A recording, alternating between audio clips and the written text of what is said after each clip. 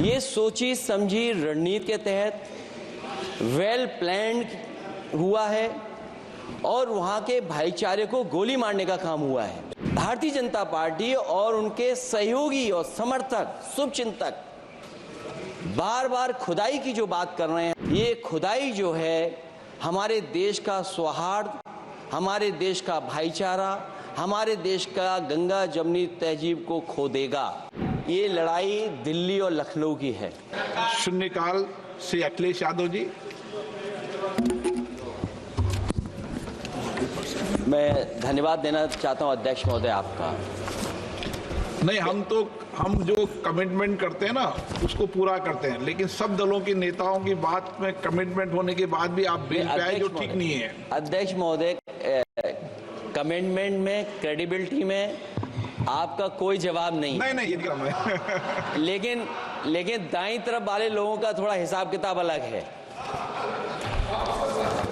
अध्यक्ष महोदय, मैं धन्यवाद देता हूं आपका कि आपने बहुत महत्वपूर्ण घटना पे मुझे बोलने का अवसर दिया है।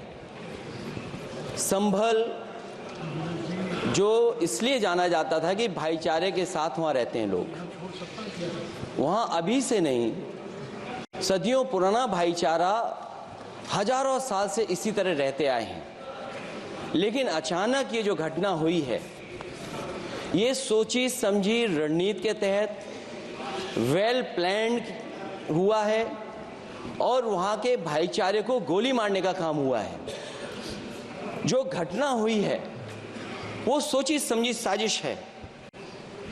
वहां जो खुदाई की बात लगातार अध्यक्ष महोदय देश में कोने कोने पर भारतीय जनता पार्टी और उनके सहयोगी और समर्थक शुभचिंतक बार बार खुदाई की जो बात कर रहे हैं अध्यक्ष महोदय, ये खुदाई जो है हमारे देश का सौहार्द, हमारे देश का भाईचारा, हमारे देश का गंगा जमनी तहजीब को खो देगा।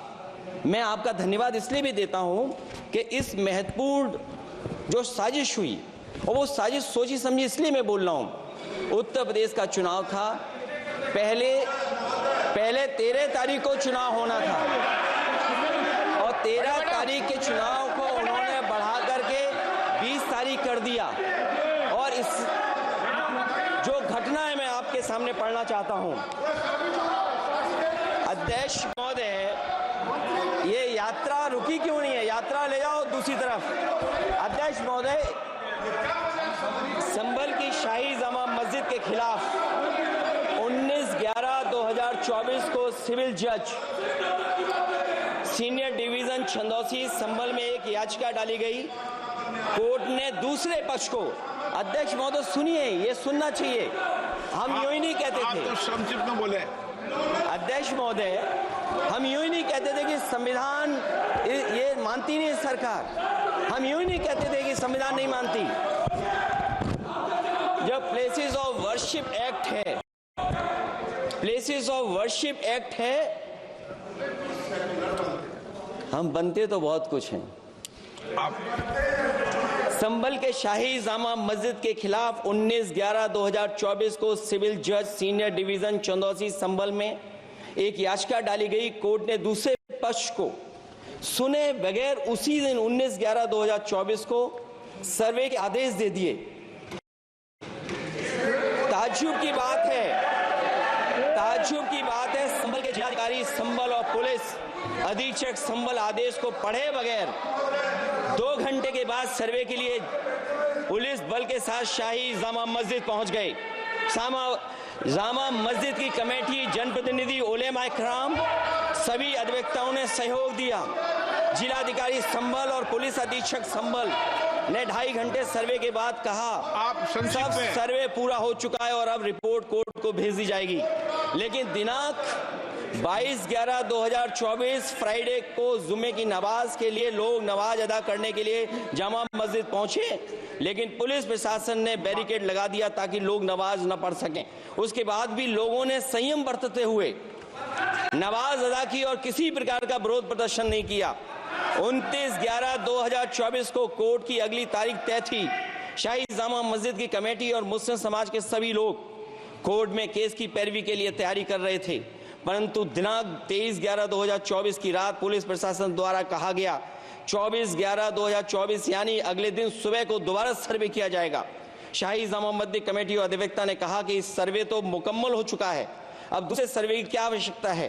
कोर्ट के आदेश का हमने पालन कर दिया, अगर दूसरे सर्वे कराना है तो दोबारा आदेश करवाएं, कोर्ट के आदेश के बाद हम दोबारा सर्वे करा देंगे। लेकिन जिलाधिकारी संभल और पुलिस अधीक्षक संभल ने कोई सुनवाई नहीं की और तानाशाही दिखाते हुए सुबह के वक्त से पहले शाही जामा मस्जिद आ गए। शाही जामा मस्जिद कमेटी और मुस्लिम समाज के लोगों ने फिर भी धैर्य रखा और दोबारा सर्वे के लिए अंदर ले गए। सर्वे के दौरान करीब 1.5 घंटा बाद जब जनता को सूचना मिली तो वो इकट्ठा होना शुरू हो गए। लोगों ने सर्वे का कारण जानना चाहा तो सर्किल ऑफिसर ने उनके साथ गाली गलौज की और लाठीचार्ज करवाकर बुरी तरह जख्मी कर दिया। इसका विरोध करते हुए चंद लोगों ने पत्थर चलाए, जिसके बदले में पुलिस के सिपाही से लेकर के अधिकारियों तक ने अपने सरकारी और प्राइवेट हथियारों से गोलियां चलाई, जिसका वीडियो रिकॉर्डिंग है, जिसके एवज में दर्जन लोग गोलियों से घायल हो गए हैं।